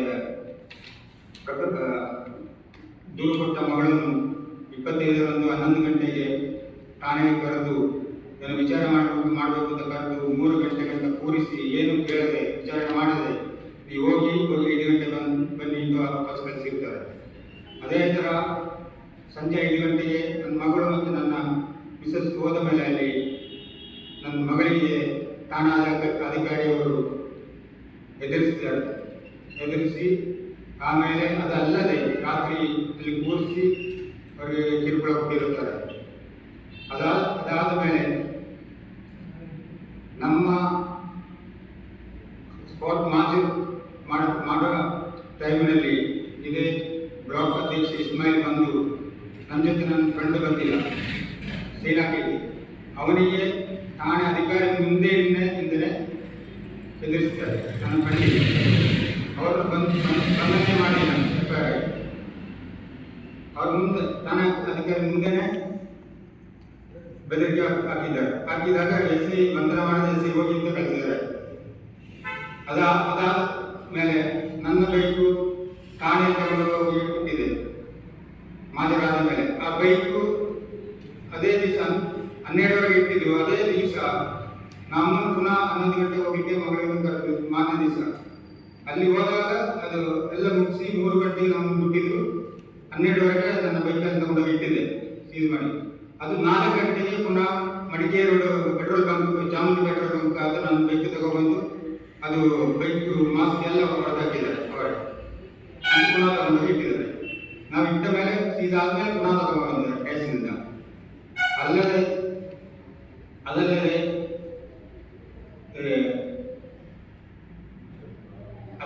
ಇದು ಠಾಣಾಧಿಕಾರಿಗಳು ಈ ಬ್ಲಾಕ್ ಅಧ್ಯಕ್ಷ ಇಸ್ಮಾಯಿಲ್ ಅವರ ಕೈಗೊಂಬೆ ಆಗಿ ಕೆಲಸ ಮಾಡ್ತಾ ಇದ್ದಾರೆ. ಆದ್ದರಿಂದ ನಮಗೆ ನಾಪಕ್ಲು ಠಾಣಾಧಿಕಾರಿಯಿಂದ ನಮಗೆ ನ್ಯಾಯ ಸಿಗೋದೊಂದು ಮರ್ಚಿಕೆ ಆಗಿದೆ. ಅದೂ ಅಲ್ಲದೆ ಇದಕ್ಕಿಂತ ಮುಂಚೆ ನಮ್ಮ ಕುಟುಂಬ ಆಸ್ತಿಯಲ್ಲಿ ಈ ಇಸ್ಮಾಯಿಲ್ ಬ್ಲಾಕ್ ಅಧ್ಯಕ್ಷ ಇಸ್ಮಾಯಿಲ್ ಬೇನಾಮಿಯಾಗಿ ದಾಖಲೆ ಸೃಷ್ಟಿಸಿ ಬೇನಾಮಿಯಾಗಿ ನಮ್ಮ ಕುಟುಂಬ ಆಸ್ತಿ ಆರ್ಟಿಸಿಯಲ್ಲಿ ಸೇರಿಕೊಂಡಿದ್ದಾನೆ. ಇದನ್ನು ಪ್ರಶ್ನಿಸಲಿಕ್ಕೆ ಹೋದ ನಮ್ಮ ಕುಟುಂಬದವರಿಗೆ ಗುಂಪು ಹಲ್ಲೆ ಮಾಡಿ ಅಲ್ಲಿ ಆದವರ ಮೇಲೆನೆ ಇವನು ಪ್ರಕರಣ ದಾಖಲಿಸ್ತಾ ಇದ್ದಾನೆ. ಒಂದು ಸತಿಯಲ್ಲ, ಎರಡು ಸತಿ, ಹಲವಾರು ಸತಿ ಆಗಿದೆ ಈ ತರ. ಅದೇ ತರ ಏನಂದ್ರೆ ಈ ಮಾದಕ ವಸ್ತು ಸೇವನೆ ಮತ್ತೆ ಮಾರಾಟ ಮಾಡುವುದು ಅಂತೇಳಿ ನಾವು ಮಾಹಿತಿ ಕೊಟ್ಟರು ಅವರನ್ನು ಕರೆದು ಬಿಟ್ಟು ಅವರಿಗೆ ಏನು ಮಾಡದೆ ವಾರ್ನಿಂಗ್ ಕೊಟ್ಟು ಬಿಡ್ತಾ ಇದ್ದಾರೆ. ನಮ್ಮಂತ ಪಾಪದವರ ಬಡವರ ಮಕ್ಕಳಾಗಿದ್ದರೆ ಇವಾಗ ಜೈಲಿಗೆ ಕಮ್ಮಿ ಒಳಗೆ ಇರಬೇಕಿತ್ತು, ಕಮ್ಮಿ ಇರಬೇಕಿತ್ತು. ಆ ಥರ ಮಾಡಿ. ಅದಲ್ಲದೆ ಮೊನ್ನೆ ಶಾಸಕರು ಕರೆದ ಪತ್ರಿಕಾಗೋಷ್ಠಿಯಲ್ಲಿ ಇದೇ ಮಹಿಳೆಯನ್ನು ಹೊಡೆದು ಹಲ್ಲೆ ಮಾಡಿ ಆರೋಪಿ ಆಗಿದ್ದ ಈ ಇಸ್ಮಾಯಿಲ್ ಇದನ್ನೆಲ್ಲ ಅವರು ಆ ಪತ್ರಿಕಾಗೋಷ್ಠಿಯಲ್ಲಿ ಉಪಸ್ಥಿತರಿದ್ದರು. ಅದು ಅಲ್ಲದೆ 1ನೇ ತಾರೀಕು ಆಯುಧ ಪೂಜೆ ನಾಮಕಲಿಟ್ಟು ಅದು ವೇದಿಕೆಯಲ್ಲಿ ಇದ್ದರು.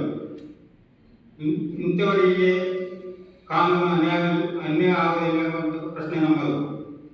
ಅದೇ ಥರ ಈ ಥರ ಪದೇ ಪದೇ ನಮಗೆ ಕಿರುಕುಳ ಕೊಟ್ಟು ಹಲ್ಲೆ ಮಾಡಿ ಸುಳ್ಳು ಪ್ರಕರಣ ದಾಖಲಿಸುವಂಥವರನ್ನು ಶಾಸಕರುಗಳು ಅವರನ್ನು ಸ್ಥಾನಮಾನದಿಂದ ಬಿಸಾಕದಿದ್ದರೆ ಶಾಸಕರ ಹೆಸರಿಗೆ ಕಳಂಕ ಆಗುತ್ತೆ. ಆದ್ದರಿಂದ ಶಾಸಕರಿಂದ ಕೇಳಿಕೊಳ್ಳೋದೇನೆಂದರೆ ನಮಗೆ ಸತ್ಯತೆಯನ್ನು ಅರಿತು ನಮಗೆ ನ್ಯಾಯ ಒದಗಿಸಿಕೊಡಬೇಕಾಗಿ ವಿನಂತಿ ಮಾಡಿಕೊಳ್ತೇನೆ. ಅವನಿಗೆ ಹೋಗಿ ಅಕ್ಕಿ ತಗೊಂಡು ಬೈಕ್ ತಗೊಂಡು ಇವಳ ಜಂಕ್ಷನ್ ಇದ್ದೆ ಅಲ್ಲಿ ಬರೋ ಸ್ಥಿತಿಗಳನ್ನು ಸ್ವಲ್ಪ ನಿಲ್ಲಿಸಿದ ತಕ್ಷಣ ಅವನು ಹಿಂದಿನಿಂದ ಬಿಟ್ಟಿದ್ದಾಳೆ. ಚಿಕ್ಕಪ್ಪನ ಮಗ ಅವನು ನನ್ನ ಬಿಟ್ಟು ಅವನು ಬೇತು ನಾಲ್ಕಲ್ಲಿ ಬೇರ್ತಲ್ಲಿ ಇರೋದು, ನಾನು ಚಿರಪುರಮಲ್ಲೇ ಇರೋದು. ಅವನು ಬೇತಲ್ಲಿ ಬಿಟ್ಟು ಚಿರಪುರಕ್ಕೆ ನಾನು ಬೇಕಲ್ಲಿ ಬರ್ತಾ ಇದ್ದೀನಿ. ಅಲ್ಲಿ ನಿಮ್ಮ ಮನೆ ಇದೆ ಚಿರಪುರಂ ನಮ್ಮದು ಮನೆ, ಅವ್ರದ್ದು ಬೇಕು. ಮೊದಲಿಂದ ಈ ತರ ಇದೆಯಾ ಅಥವಾ ಸುಮಾರು ಸತ್ಯ ಐತಿ ಅವನು ಅಲ್ಲಿ ಏನು ನಿಮ್ಮ ಆಸ್ತಿ ವಿಚಾರ ರಿಲೇಷನ್ ರಿಲೇಷನ್ ಅಲ್ಲ, ಅವನ ರಿಲೇಷನ್ ಅಲ್ಲ, ನಮ್ಮ ಆಸ್ತಿಯಲ್ಲಿ ಬೇನಾಮಿಯಾಗಿ ಸೇರಿದಾನೆ. ಅವನು ಏನು ಇರಲಿಲ್ಲ, ನಾವೇ ಚೈನ್ ಹಾಕಿಲ್ಲ, ಅವ್ನು ಸೇರಬೇಕಂದ್ರೆ ನಮ್ಮ ಚೈನಲ್ಲೇ ಬೇಕು. ಈಗ ಹಮೀದಿಗೂ ಮತ್ತು ಇಸ್ಮಾಯಿಲ್ಗೆ ಏನು? ಕೆ ಶರೀಫ್ ಪತ್ನಿ ಹಸೀನಾ ಮಾತನಾಡಿ, ತನ್ನ ಪತಿ ಮೇಲೆ ಹಲ್ಲೆ ಮಾಡಿದವರ ವಿರುದ್ಧ ಪ್ರಕರಣ ದಾಖಲಾಗಿದೆ. ಆದರೂ ಇದುವರೆಗೆ ಕ್ರಮ ಕೈಗೊಂಡಿಲ್ಲ. ಅವರು ರಾಜಾರೋಷವಾಗಿ ಶಾಸಕರೊಂದಿಗೆ ವೇದಿಕೆ ಹಂಚಿಕೊಳ್ತಾ ಇದ್ದಾರೆ. ಬಡವರ ಪರವಿರುವ ಶಾಸಕರು ಆತನನ್ನ ನಾಪಕ್ಲು ಬ್ಲಾಕ್ ಕಾಂಗ್ರೆಸ್ ಅಧ್ಯಕ್ಷ ಸ್ಥಾನದಿಂದ ವಜಾಗೊಳಿಸಬೇಕೆಂದು ಒತ್ತಾಯಿಸಿದರು. ಸ್ಟೇಟ್ಮೆಂಟ್ ತಗೋಬೇಕು ಅಂತ ಹೇಳಿ ಕರ್ಕೊಂಡು ಹೋಗಿ ತುಂಬಾ ಕಿರುಕುಳ ಕೊಡ್ತಿದ್ದಾರೆ. ಸ್ಟೇಟ್ಮೆಂಟ್ ತಗೊಳ್ಬೇಕಾದ್ರೆ ಹೊಡಿತೀನಿ ಬಡಿತೀನಿ, ರೂಮಿಗೆ ಕರ್ಕೊಂಡು ಹೋಗಿ ಸರಿಯಾಗಿ ಕೊಡ್ತೀನಿ ನಿನ್ಗೆ, ಅವಾಗ ನಿನ್ನ ಬಾಯಿಂದ ಸತ್ಯ ಸತ್ಯದ ಎಲ್ಲ ಹೇಳಿದ್ದಾರೆ. ಅವ್ರು ಇದ್ದದ್ದು ಇದ್ದಂಗೆ ಹೇಳ್ತಾರೆ. ಆದ್ರೂ FIR ಮಾಡಿ ಒಳಗಾಗ್ತೀನಿ. ಸ್ಟೇಷನಲ್ಲಿ ನಮಗೆ ಕೇಸ್ ಹೇಗೆ ಉಂಟ ಮಾಡಬೇಕು ಅಂತ ಹೇಳಿ ಕೇಸ್ ಸ್ಟೇಷನಲ್ಲಿ ಪೊಲೀಸ್ನವರು ಹೇಳ್ತಿದ್ದಾರೆ. ನಮಗೊಂದು ಹೆಣ್ಮಕ್ಳಿಗೆ ರೆಸ್ಪೆಕ್ಟೇ ಇಲ್ಲ ಸರ್. ಅಲ್ಲಿ ನಿಜವಾಗ್ಲೂ ಹೇಳ್ಬೇಕು ಅಂತಂದ್ರೆ ಪೊಲೀಸ್ ಸ್ಟೇಷನಲ್ಲಿ ನಮಗೆ ರೆಸ್ಪೆಕ್ಟೇ ಇಲ್ಲ ಹೆಣ್ಮಕ್ಳಿಗೆ. ಇದು ಮೊದಲು ಆಗಿದೆ ಈ ಥರ ನಮ್ಮ ಫ್ಯಾಮಿಲಿ ಮೇಲೆ, ಇದು 2-3 ಸರಿ ಆಗಿದೆ. ಆದರೂ ನಾವು ಸ್ಟೇಷನಲ್ಲಿ ಕಂಪ್ಲೇಂಟ್ ತಗೊಂಡು ಹೋದ್ರೆ ನಮ್ಮ ಕಂಪ್ಲೇಂಟ್ ನಾವು ಉಲ್ಟಾ ಮಾಡಾಕ್ತಾರೆ.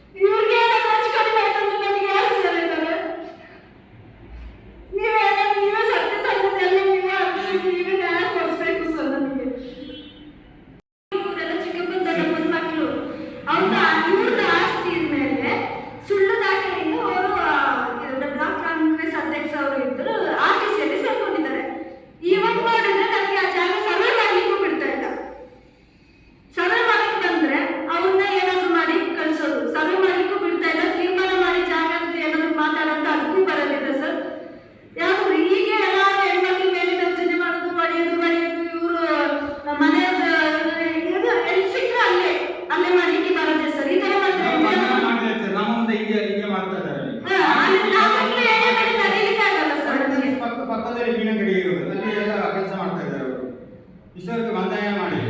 ಅವನು ಕೇಳಿದ್ರೆ ನಾನು ಜಾಮೀನು ತಗೊಳ್ಳಿದ್ದೆ. ಗೋಷ್ಠಿಯಲ್ಲಿ ಶರೀಫ್ ಅವರ ಪುತ್ರಿ ಶಾಮಿಲಾ ಪಾಲ್ಗೊಂಡಿದ್ದರು.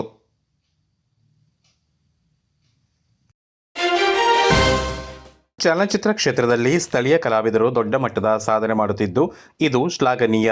ಕಲಾವಿದರಿಗೆ ಪ್ರೋತ್ಸಾಹ ಮತ್ತು ಉತ್ತೇಜನ ನೀಡುವ ಅಗತ್ಯವಿದೆ ಎಂದು ಮೈಸೂರು ಕೊಡಗು ಕ್ಷೇತ್ರದ ಸಂಸದ ಯದುವೀರ್ ಒಡೆಯರ್ ಅವರು ತಿಳಿಸಿದ್ದಾರೆ. ಕೊಡಗು ಕಲಾವಿದರ ಸಂಘ ಮತ್ತು ಗೋಣಿಕೊಪ್ಪ ಕಾವೇರಿ ಮೊಮ್ಮಕ್ಕಳ ಕೂಟದ ವತಿಯಿಂದ ರಾಷ್ಟ್ರ ಪ್ರಶಸ್ತಿ ವಿಜೇತ ಕಂದೀಲು ಕನ್ನಡ ಸಿನಿಮಾದ ನಿರ್ದೇಶಕಿ ಕೊಟ್ಟುಕೊತ್ತಿರ ಯಶೋಧ ಪ್ರಕಾಶ್ ಹಾಗೂ ನಿರ್ಮಾಪಕ ಕೊಟ್ಟುಕೊತ್ತಿರ ಪ್ರಕಾಶ್ ಕಾರ್ಯಪ್ಪ ಅವರನ್ನು ಸನ್ಮಾನಿಸಿ ಗೌರವಿಸಲಾಯಿತು. ವಿರಾಜಪೇಟೆ ಕೊಡವ ಸಮಾಜದಲ್ಲಿ ನಡೆದ ಕಾರ್ಯಕ್ರಮವನ್ನು ಉದ್ಘಾಟಿಸಿ ಮಾತನಾಡಿದ ಸಂಸದರು, ಪ್ರತಿಯೊಬ್ಬರ ಜೀವನಕ್ಕೆ ಅರ್ಥ ಸಿಗುವುದು ಕಲೆಯಿಂದ. ಕಲೆಯ ಬೆಳವಣಿಗೆಗೆ ಶ್ರಮಿಸುವ ಕಲಾವಿದರನ್ನು ಸನ್ಮಾನಿಸಿ ಪ್ರೋತ್ಸಾಹಿಸುತ್ತಿರುವುದು ಅತ್ಯಂತ ಮಹತ್ವದ ಕೆಲಸವಾಗಿದೆ ಎಂದರು. ಚಲನಚಿತ್ರ ಕ್ಷೇತ್ರದಲ್ಲಿ ಭಾರತೀಯರ ಕೊಡುಗೆ ಮಹತ್ತರದಾಗಿದೆ. ಹಿಂದಿನ ಕಾಲದಲ್ಲಿ ಚಲನಚಿತ್ರಗಳಿಗೆ ಅಷ್ಟೊಂದು ಪ್ರೋತ್ಸಾಹ ಇರಲಿಲ್ಲ. ಆದರೆ ಇಂದು ಸ್ಥಳೀಯ ಕಲಾವಿದರು ದೊಡ್ಡ ಮಟ್ಟದಲ್ಲಿ ಸಾಧನೆ ಮಾಡುತ್ತಿದ್ದಾರೆ.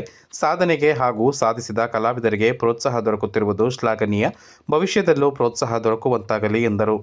ಪಾಶ್ಚಿಮಾತ್ಯ ಸಂಸ್ಕೃತಿಗೆ ಮಾರು ಹೋಗದೆ ಸ್ವದೇಶಿ ಉತ್ಪನ್ನಗಳು ಹಾಗೂ ಸ್ವದೇಶಿ ಕಲೆಗಳಿಗೆ ಪ್ರೋತ್ಸಾಹ ನೀಡಬೇಕು.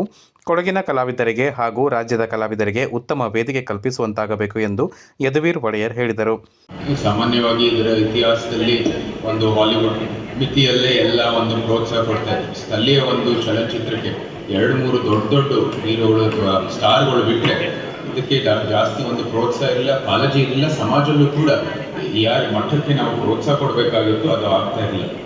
ಅದು ಇವಾಗ ಭಾಳ ಒಂದು ಒಳ್ಳೆ ಬೆಳವಣಿಗೆ ಅಂದರೆ ಸಕಾರಾತ್ಮಕವಾದಂಥ ಬೆಳವಣಿಗೆ ಅಂದರೆ ಇಂಥ ಒಂದು ಸ್ಥಳೀಯ ಒಂದು ಕೊಡಗುಗೆ ಬಹುಶಃ ಸೀಮಿತ ಅಲ್ಲ, ಯಾಕಂದರೆ ರಾಷ್ಟ್ರ ಮಟ್ಟದಲ್ಲಿ ಇವತ್ತು ಪ್ರಶಸ್ತಿ ಸ್ವೀಕರಿಸಿದರೆ. ಆದರೂ ಸಹ ಇದು ಕೊಡಗಿನ ಒಂದು ಚಲನಚಿತ್ರಕ್ಕೆ ಇಂಥ ದೊಡ್ಡ ಮಟ್ಟದಲ್ಲಿ ನಾವೆಲ್ಲೂ ಪ್ರೋತ್ಸಾಹ ಕೊಡ್ತಾ ಇರೋದು ನಿಜಕ್ಕೂ ಒಂದು ಶ್ಲಾಘನೀಯ ಬೆಳವಣಿಗೆ ಅಂತ ನಾನು ಭಾವಿಸ್ತೀನಿ. ವಿಧಾನ ಪರಿಷತ್ ಸದಸ್ಯ ಮಂಡ್ಯ ಪಂಡ ಸುಜಾ ಕುಶಲಪ್ಪ ಅವರು ಮಾತನಾಡಿ, ಕೊಡವರು ಸಣ್ಣ ಸಮುದಾಯಕ್ಕೆ ಸೇರಿದವರಾಗಿದ್ದರೂ ಎಲ್ಲ ಕ್ಷೇತ್ರದಲ್ಲೂ ಗುರುತಿಸಿಕೊಂಡಿದ್ದಾರೆ. ಇಂದು ರಾಷ್ಟ್ರ ಮಟ್ಟದಲ್ಲಿ ಪ್ರಶಸ್ತಿ ಲಭಿಸಿರುವುದು ಕೊಡಗುವರಿಗೆ ಸಂತಸದ ವಿಚಾರ ಎಂದು ಹರ್ಷ ವ್ಯಕ್ತಪಡಿಸಿದರು. ಕೊಡವ ಚಲನಚಿತ್ರಗಳಿಗೆ ಜನರ ಸಹಕಾರದ ಅಗತ್ಯವಿದೆ. ಸಾರ್ವಜನಿಕರು ಹೆಚ್ಚಿನ ಸಂಖ್ಯೆಯಲ್ಲಿ ಕೊಡವ ಚಿತ್ರಗಳನ್ನು ನೋಡಿ ಕೊಡವ ಪ್ರತಿಭೆಗಳನ್ನು ಪ್ರೋತ್ಸಾಹಿಸಬೇಕು ಎಂದು ಕರೆ ನೀಡಿದರು. ಜನರ ಸಹಕಾರ ಬೋಳು ಏನಗಣಿಗೆ ಈಗ ಕೊಡೋ ಫಿಲಿಮ್ ಮಾಡ್ತೀನಿ ಪ್ರತಿಯೊಬ್ಬರು ಅದನ್ನು ನೋಡ್ತೀವಿ ಏನಗಣಿಗೆ ಈಗ ಕೊಟ್ಟಿಗತ್ತಿರ ಪ್ರಕಾಶ ಹಳೆ ಬಾರಿ ಸುಮಾರು ಜನ ಬಿಡ್ತಾ ಅಂತಿಗೆ ಜನ ಪೊಪ್ಪದ ಕಮ್ಮಿ ಅದು ಆಪಕ್ಕಾಗ ಏನಗಣಿಗೆ ಈಗ ಕೈಂಜ ನಿಂಗೆಲ್ಲ ಗೊತ್ತುಂಡು ஒரு ಇಶ್ಯೂ ಆಗಿ ಇದ್ರೆ ಎನ್ನನೆ ಜನ ಕೊಡ್ಚಿ ಅನ್ನನೆ ಪ್ರತಿಯೊಬ್ಬರು ಕೊಡೋ ಫಿಲಿಮ್ ಮಾಡ್ತಕ್ಕ ಎಲ್ಲ ಜನ ಸಹಕಾರ ಕೊಡ್ಕೊಂಡು ಆ ಸಹಕಾರ ಕೊಡ್ತದೆ ಮಾತ್ರ ಎಂಕರೇಜ್ ಈಗ ಉತ್ಸಾಹ ಪಪ್ಪ ಪ್ರತಿಯೊಬ್ಬರು ಇದನ್ನು ಪ್ರೋತ್ಸಾಹ ಕೊಟ್ಟು ಅದರಲ್ಲಿ ಈಗ ಮಿಂಜಪ್ಪ ಅಂತ ಪ್ರೋತ್ಸಾಹ ಕೊಡ್ಕೊಂಡು ಆಮೇಲೆ ಯಶೋಧ ಈಗ ನಲ್ಲ ಜನಗಣತಿಗೆ ಕೊಡೋ ಇದೆಲ್ಲ ಆಡುತ್ತೆ ಇದು. ಬೆಂಗಳೂರು ಕೊಡವ ಸಮಾಜದ ಅಧ್ಯಕ್ಷ ಚಿರಿಯಪಂಡ ಸುರೇಶ್ ಮಾತನಾಡಿ, ಹಲವು ಘಟಾನುಘಟಿ ನಿರ್ದೇಶಕರ ನಡುವೆಯೂ ಕೊಟ್ಟುಕೊತ್ತಿರ ಯಶೋಧ ಪ್ರಕಾಶ್ ಅವರು ರಾಷ್ಟ್ರ ಪ್ರಶಸ್ತಿ ಪಡೆದುಕೊಂಡಿರುವುದು ದೊಡ್ಡ ಸಾಧನೆಯಾಗಿದೆ. ಮುಂದಿನ ದಿನಗಳಲ್ಲಿಯೂ ಮತ್ತಷ್ಟು ಚಲನಚಿತ್ರಗಳನ್ನು ನಿರ್ದೇಶಿಸುವಂತಾಗಲಿ ಎಂದು ಶುಭ ಹಾರೈಸಿದರು. ರಾಜ್ಯ ಕ್ರೀಡಾ ಪ್ರಾಧಿಕಾರದ ಉಪಾಧ್ಯಕ್ಷ ಚಪ್ಪುಡಿರ ಎಸ್ ಅರುಣ್ ಮಾಚಯ್ಯ ಅವರು ಮಾತನಾಡಿ, ಕಂದೀಲು ಚಲನಚಿತ್ರ ಬಡತನ, ಹಳ್ಳಿಯ ಜೀವನ, ರೈತನ ದುಡಿಮೆಯನ್ನು ಪ್ರತಿಬಿಂಬಿಸುತ್ತದೆ. ಕಂದೀಲು ಎಂಬ ಹೆಸರೇ ವಿಸ್ಮಯ ಮೂಡಿಸುತ್ತದೆ. ಇದು ಗ್ರಾಮಾಂತರ ಮಂದಿಯ ಜೀವನದ ಮೇಲೆ ಬೆಳಕು ಚೆಲ್ಲಿದೆ. ಹಳ್ಳಿಯ ಸೊಗಡನ್ನು ಸಾರುವ ಚಿತ್ರಕ್ಕೆ ರಾಷ್ಟ್ರ ಪ್ರಶಸ್ತಿ ಬಂದಿರುವುದು ಹೆಮ್ಮೆಯ ವಿಚಾರವೆಂದರು. ಹೇಳುವ ಹೆಸರೇ ನಾನಾ ರಂಗದತ್ತ ನಮ್ಮ ಚಿತ್ತವನ್ನು ಹರಿಸದೆ ತಿಳಿದ್ರೆ ತಪ್ಪಾಗಲಿಕ್ಕಿಲ್ಲ. ನಾನು ಸಿನಿಮಾ ನೋಡಲಿಲ್ಲ, ಇನ್ನಷ್ಟೇ ನೋಡಬೇಕು. ಕಂದೀಲು ಹೆಸರು ಬಡತನವನ್ನು ಸೂಚಿಸ್ತದೆ, ಒಂದು ಹಳ್ಳಿಯ ಜೀವನವನ್ನು ಸೂಚಿಸ್ತದೆ, ಮತ್ತು ಹಳ್ಳಿಯಲ್ಲಿ ರೈತನ ದುಡಿಮೆಯನ್ನು ಸೂಚಿಸ್ತದೆ. ಮತ್ತು ನನ್ನ ಬಾಳಿನ ಜೀವನ ಪ್ರಾರಂಭವಾಗಿದ್ದನ್ನು ನಾನು ಹೇಳಲಿಕ್ಕೆ ಇಲ್ಲಿ ಇಷ್ಟಪಡ್ತಾ ಇದ್ದೀನಿ.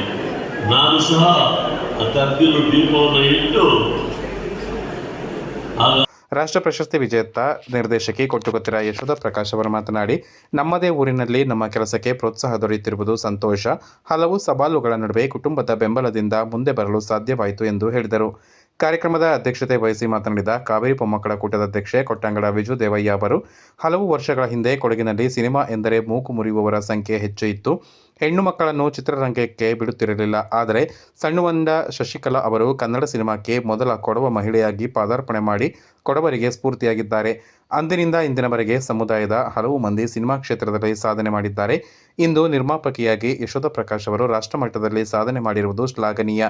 ಮುಂದಿನ ದಿನಗಳಲ್ಲಿ ಮತ್ತಷ್ಟು ಯುವ ಪ್ರತಿಭೆಗಳು ಚಿತ್ರರಂಗದಲ್ಲಿ ಸಾಧನೆ ಮಾಡುವಂತಾಗಲಿ ಎಂದರು.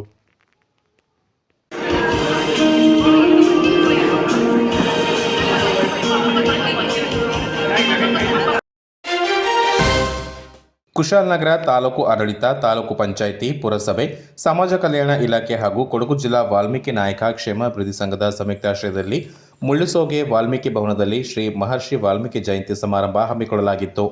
ಕುಶಾಲನಗರ ಪುರಸಭೆ ಅಧ್ಯಕ್ಷೆ ಜಯಲಕ್ಷ್ಮಿ ಚಂದ್ರ ವೇದಿಕೆ ಕಾರ್ಯಕ್ರಮ ಉದ್ಘಾಟಿಸಿದರು. ಶ್ರೀ ಮಹರ್ಷಿ ವಾಲ್ಮೀಕಿ ಭಾವಚಿತ್ರಕ್ಕೆ ಕುಶಾಲನಗರ ಗ್ಯಾರಂಟಿ ಅನುಷ್ಠಾನ ಸಮಿತಿ ಅಧ್ಯಕ್ಷ ವಿಪಿ ಶಶಿಧರ್ ಸೇರಿದಂತೆ ಗಣ್ಯರು ಪುಷ್ಪಾರ್ಚನೆ ಮಾಡುವ ಮೂಲಕ ಕಾರ್ಯಕ್ರಮಕ್ಕೆ ಚಾಲನೆ ನೀಡಿದರು.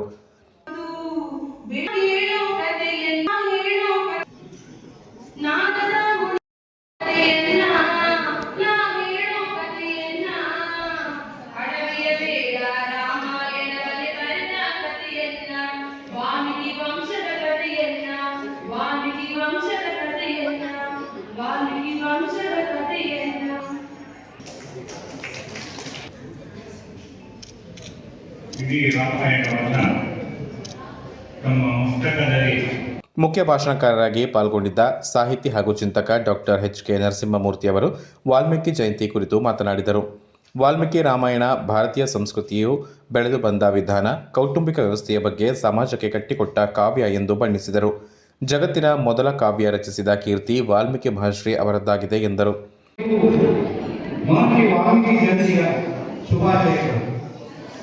ವಾಲ್ಮೀಕಿ ಮಹರ್ಷಿಗಳು ಭಾರತೀಯ ಪೌರಾಣಿಕ ಸಾಹಿತ್ಯದಲ್ಲಿ ವಿಶಿಷ್ಟ ಸ್ಥಾನವನ್ನು ಪಡೆದ ಮಹಾನ್ ಋಷಿ. ಇವರ ಹೆಸರು ಕೇಳಿದ ತಕ್ಷಣ ನಮಗೆ ರಾಮಾಯಣ ಎನ್ನುವ ಅದ್ಭುತ ಕಾವ್ಯ ನೆನಪಿಗೆ ಬರುತ್ತದೆ. ವಾಲ್ಮೀಕಿಯವರ ಪೂರ್ಣ ಜೀವನ ಬಹಳ ವಿಶಿಷ್ಟವಾಗಿದ್ದು, ಬೇಡನಾಗಿದ್ದ ರತ್ನಾಕರನ್ನು ಮಹರ್ಷಿ ನಾರದರಿಂದ ದೊರಕಿದ ಉಪದೇಶದಿಂದ ವಾಲ್ಮೀಕಿ ಮಹರ್ಷಿಯಾಗಿ ಬದಲಾಗುತ್ತಾರೆ. ವಾಲ್ಮೀಕಿಯವರ ರಾಮಾಯಣದ ಮೂಲಕ ನಾವು ನೈತಿಕತೆ, ಧೈರ್ಯ, ಶ್ರದ್ಧೆ, ಭಕ್ತಿಯಂತ ಗುಣಗಳನ್ನು ಕಲಿಯುತ್ತೇವೆ. ಇದೇ ಕಾರಣದಿಂದ ವಾಲ್ಮೀಕಿ ಮಹರ್ಷಿಗಳನ್ನು ಆದಿಕವಿ ಎಂದು ಕರೆಯುತ್ತಾರೆ. ಇವರ ಕಾವ್ಯವು ನಾಡಿನ ಕುಶಾಲನಗರ ತಾಲೂಕು ತಹಸೀಲ್ದಾರ್ ಕಿರಣ್ ಜಿ ಗೌರಯ್ಯ ಮಾತನಾಡಿ, ವಾಲ್ಮೀಕಿ ಮಹರ್ಷಿ ರಚಿಸಿದ ರಾಮಾಯಣ ಕೃತಿಯ ಮಹತ್ವದ ಬಗ್ಗೆ ವಿವರಿಸಿದರು. ರಾಮಾಯಣ ರಚಿಸುವ ಮೂಲಕ ಮಹರ್ಷಿಗಳು ಸಮಗ್ರ ಭಾರತೀಯ ಸಂಸ್ಕೃತಿಯ ಮೇಲೆ ಪ್ರಭಾವ ಬೀರಿದ್ದಾರೆ. ಸರ್ವರು ಇವರ ಸಾಧನೆಗೆ ಗೌರವ ಸಮರ್ಪಣೆ ಮಾಡಬೇಕಾಗಿದೆ ಎಂದರು. ಈ ಸಂದರ್ಭದಲ್ಲಿ ವಿವಿಧ ಕ್ಷೇತ್ರಗಳಲ್ಲಿ ಸೇವೆ ಸಲ್ಲಿಸಿದ ಹಲವರನ್ನು ಸನ್ಮಾನಿಸಿ ಗೌರವಿಸಲಾಯಿತು. ನಾಡಿನ ಹೆಸರಾಂತ ಚಿನ್ನದ ಮಳಿಗೆ ಮುಳಿಯ ಜ್ಯುವೆಲ್ಲರಿಯ ನೂತನ ವಿಸ್ತೃತ ಮಳಿಗೆಯು ಭಾನುವಾರ ಬೆಂಗಳೂರಿನಲ್ಲಿ ಲೋಕಾರ್ಪಣೆಗೊಂಡಿತು. ಮುಳಿಯ ಜ್ಯುವೆಲ್ಸ್ನ ಬ್ರ್ಯಾಂಡ್ ಅಂಬಾಸಿಡರ್ ಆಗಿರುವ ಚಿತ್ರನಟ ರಮೇಶ್ ಮಳಿಗೆಯನ್ನು ಉದ್ಘಾಟಿಸಿದರು. ಸುಮಾರು 4,000 ಚದರ ವಿಸ್ತೀರ್ಣದ ಬೃಹತ್ ಮಳಿಗೆಯಲ್ಲಿ ವಿವಿಧ ವಿನ್ಯಾಸದ ಸಾಂಪ್ರದಾಯಿಕ ಮತ್ತು ನೂತನ ವಿನ್ಯಾಸದ ಆಭರಣಗಳು ಗ್ರಾಹಕರನ್ನು ಸೆಳೀತಾ ಇದ್ದು, ವಿಶೇಷ ಆಫರ್ಗಳನ್ನು ನೀಡಲಾಗಿದೆ. ನೂತನ ಮಳಿಗೆಯ ಉದ್ಘಾಟನೆ ಸಂದರ್ಭದಲ್ಲಿ ಮುಳಿಯ ಜ್ಯುವೆಲ್ಸ್ನ ಮುಖ್ಯಸ್ಥರಾದ ಕೇಶವ ಪ್ರಸಾದ್ ಮುಳಿಯ, ಕೃಷ್ಣನಾರಾಯಣ ಮುಳಿಯ, ಕೃಷ್ಣವೇಣಿ, ಅಶ್ವಿನಿ ಕೃಷ್ಣ ಮತ್ತಿತರರು ಪಾಲ್ಗೊಂಡಿದ್ದರು.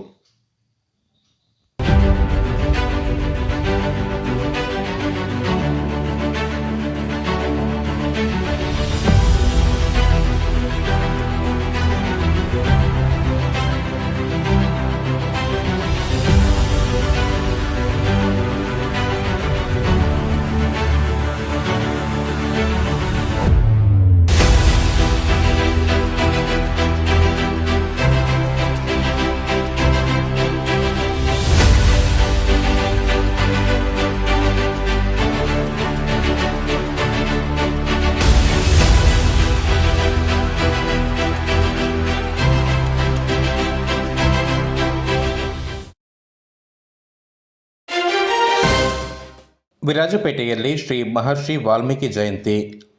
ತಾಲೂಕು ಆಡಳಿತ, ತಾಲೂಕು ಪಂಚಾಯಿತಿ, ಪರಿಶಿಷ್ಟ ವರ್ಗಗಳ ಕಲ್ಯಾಣ ಇಲಾಖೆ, ವಾಲ್ಮೀಕಿ ನಾಯಕ ಕ್ಷೇಮಾಭಿವೃದ್ಧಿ ಸಂಘ ಹಾಗೂ ವಿವಿಧ ಆದಿವಾಸಿ ಬುಡಕಟ್ಟು ಸಂಘಗಳ ವಿರಾಜಪೇಟೆ ಮತ್ತು ಪೊನ್ನಂಪೇಟೆ ತಾಲೂಕಿನ ಸಂಯುಕ್ತ ಆಶ್ರಯದಲ್ಲಿ ವಿರಾಜಪೇಟೆ ಪುರಸಭೆ ಸಭಾಂಗಣದಲ್ಲಿ ನಡೆಯಿತು.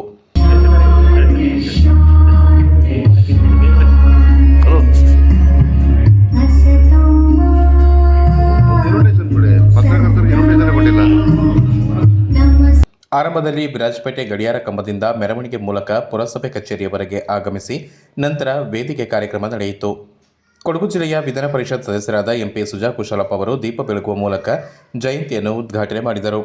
ನಂತರ ವಾಲ್ಮೀಕಿ ಮಹರ್ಷಿಗಳ ಭಾವಚಿತ್ರಕ್ಕೆ ಪುಷ್ಪ ನಮನ ಸಲ್ಲಿಸಿದರು. ನಂತರ ಮಾತನಾಡಿದ ಸುಜಾ ಕುಶಲಪ್ಪ ಅವರು, ವಾಲ್ಮೀಕಿ ಋಷಿಗಳು ಒಂದು ಕಾಲದಲ್ಲಿ ಕ್ರೂರ ವ್ಯಕ್ತಿಯಾಗಿ ನಂತರ ಪರಿವರ್ತನೆಗೊಂಡು ಒಂದು ಉತ್ತಮ ಕಾಲ್ಪನಿಕ ಕಥೆಯನ್ನು ಬರೆದರು. ಅದೇ ರಾಮಾಯಣ ಎಂದು ತಿಳಿಸಿದರು. ಮುಂದಿನ ವರ್ಷಗಳಲ್ಲಿ ವಿರಾಜಪೇಟೆಯ ಆರ್ಜಿ ಗ್ರಾಮದ ವಾಲ್ಮೀಕಿ ಭವನದಲ್ಲಿ ಆಚರಣೆ ಮಾಡುವಂತೆ ಮಾಹಿತಿ ನೀಡಿದರು. ವಾಲ್ಮೀಕಿ ಜಯಂತಿಯನ್ನು ಆಚರಿಸಲು ಸೇರಿದ್ದೇವೆ. ವಾಲ್ಮೀಕಿ ಮಹರ್ಷಿಯು ಭಾರತೀಯ ಸಂಸ್ಕೃತಿ, ಸಾಹಿತ್ಯ ಮತ್ತು ಧರ್ಮಕ್ಕೆ ಅಮರವಾದ ಕೊಡುಗೆ ನೀಡಿದ ಮಹಾನ್ ಋಷಿಗಳಲ್ಲಿ ಒಬ್ಬರು. ಅವರು ರಚಿಸಿದಂಥ ರಾಮಾಯಣ ಕಾವ್ಯ ಜಗತ್ತಿನ ಅತಿ ಪ್ರಾಚೀನ ಕಾವ್ಯಗಳಲ್ಲಿ ಒಂದಾಗಿ ಪರಿಗಣಿಸಲ್ಪಟ್ಟಿದೆ. ವಾಲ್ಮೀಕಿ ಮಹರ್ಷಿಯು ಆದಿಕವಿ ಎಂದು ಕರೆಯುವ ಕಾರಣವೇ ಅವರ ಕಾವ್ಯ ಪ್ರತಿಭೆ ಮತ್ತು ರಾಮಾಯಣದ ಮೂಲಕ ಮಾನವ ಜೀವನಕ್ಕೆ ತೋರಿಸಿದಂಥ ದಾರಿದೀಪ. ರಾಮಾಯಣದವರು ಅವರ ಸತ್ಯ, ಧರ್ಮ, ನೀತಿ, ಭಕ್ತಿ ಹಾಗೂ ತ್ಯಾಗದ ಮಹತ್ವವನ್ನು ಸುಂದರವಾಗಿ ವಿವರಿಸಿದ್ದಾರೆ. ಶ್ರೀರಾಮನ ಆದರ್ಶ ಜೀವನವು ನಮಗೆಲ್ಲರಿಗೂ ಮಾದರಿಯಾಗಿದ್ದು, ಯಾವ ಸಂಕಷ್ಟ ಬಂದರೂ ಸತ್ಯದ ಮಾರ್ಗವನ್ನು ಹಿಡಿದು ನಡೆಯಬೇಕಾದ ಪಾಠವನ್ನು ಕಲಿಸುತ್ತದೆ. ವಾಲ್ಮೀಕಿ ಮಹರ್ಷಿಯ ಜೀವನವನ್ನು ನಮಗೆ ಒಂದು ಪ್ರೇರಣೆ. ಅವರು ಮೊದಲಿಗೆ ಸಾಮಾನ್ಯ ವ್ಯಕ್ತಿಯಾಗಿದ್ದರೂ ತಪಸ್ಸು ಮತ್ತು ಜ್ಞಾನಾಂಜನೆಯ ಮೂಲಕ ಮಹರ್ಷಿಯಾಗಿದ್ದಾರೆ. ಇದರಿಂದ ನಂತರ ವಾಲ್ಮೀಕಿ ರಾಮಾಯಣದ ಬಗ್ಗೆ ಹಾಗೂ ವಾಲ್ಮೀಕಿ ಮಹರ್ಷಿಗಳ ಬಗ್ಗೆ ಬಿಸಿ ಪ್ರೌಢಶಾಲೆಯ ಮುಖ್ಯ ಶಿಕ್ಷಕ ಶ್ರೀ ಲೋಕೇಶ್ HD ಅವರು ಮುಖ್ಯ ಭಾಷಣದಲ್ಲಿ ಮಾಹಿತಿ ನೀಡಿದರು.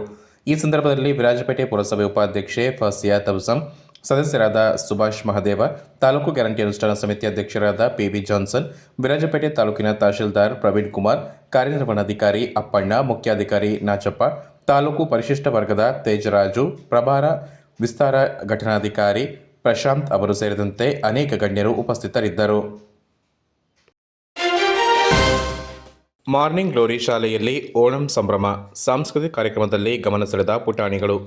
ಸಿದ್ದಾಪುರ ಸಮೀಪದ ಕರಡಿಗೋಡು ಇವಾಲ್ವ್ ಬ್ಯಾಕ್ ರೆಸಾರ್ಟ್ ಸಂಸ್ಥೆಯ ಮಾರ್ನಿಂಗ್ ಗ್ಲೋರಿ ಪೂರ್ವ ಪ್ರಾಥಮಿಕ ಶಾಲೆಯಲ್ಲಿ ಓಣಂ ಸಂಭ್ರಮ ವಿವಿಧ ಕಾರ್ಯಕ್ರಮಗಳೊಂದಿಗೆ ನಡೆಯಿತು. ಶಾಲೆಯ ಆವರಣದಲ್ಲಿ ನಡೆದ ಕಾರ್ಯಕ್ರಮದಲ್ಲಿ ಸಂಪ್ರದಾಯ ಆಚರಣೆಯೊಂದಿಗೆ ಹೂವಿನ ರಂಗೋಲಿ ಸೇರಿದಂತೆ ಹಲವು ವೈವಿಧ್ಯಮಯ ಕಾರ್ಯಕ್ರಮಗಳು ನೆರೆದಿದ್ದವರ ಗಮನ ಸೆಳೆಯಿತು.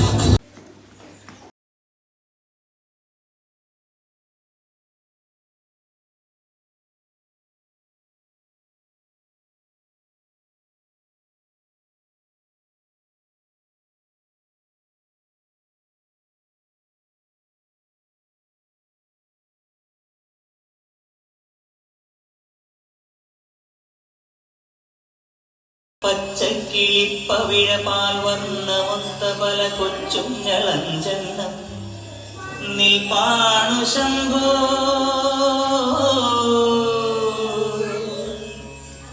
അതിലൊന്നിലടിയന്റെ മധുണ്ടതേത്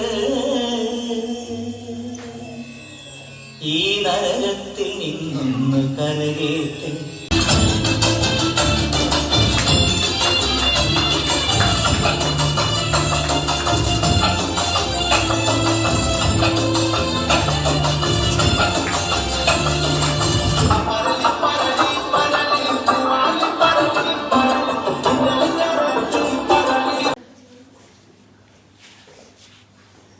ಮಲ್ಲಿಗೆ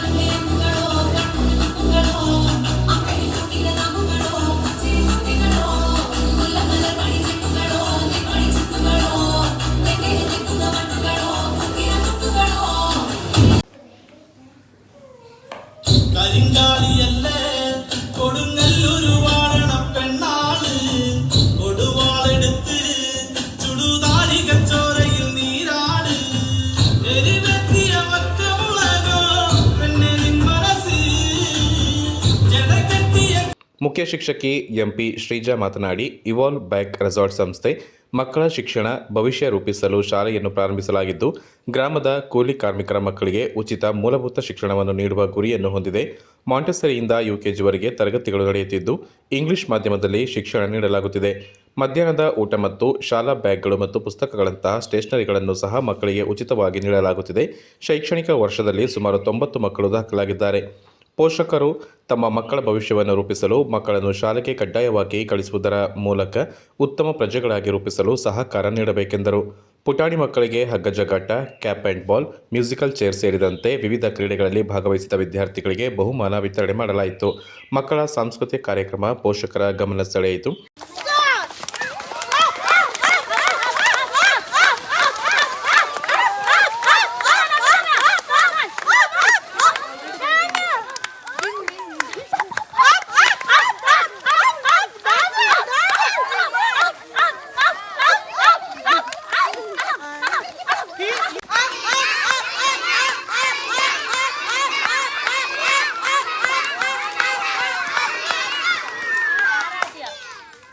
ಈ ಸಂದರ್ಭ ಶಿಕ್ಷಕರುಗಳಾದ ಸೋನಿಯಾ, ಪೂಜಿತಾ, ನಪೂರ್, ನಿಶಾ, ಭಾನುಪ್ರಿಯ, ದೀನಾ ಸೇರಿದಂತೆ ಪ್ರಮುಖರು ಹಾಗೂ ಪೋಷಕರು ಹಾಜರಿದ್ದರು.